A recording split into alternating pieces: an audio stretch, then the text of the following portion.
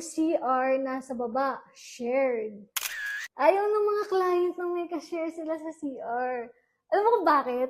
Ako kasi personal ganito, kwento ko na sa inyo. Nag-start ako, dun lang sa bahay ko na pink. Doon din ako nakatira, sa second floor. Ngayon, ganito ang diskarte ko.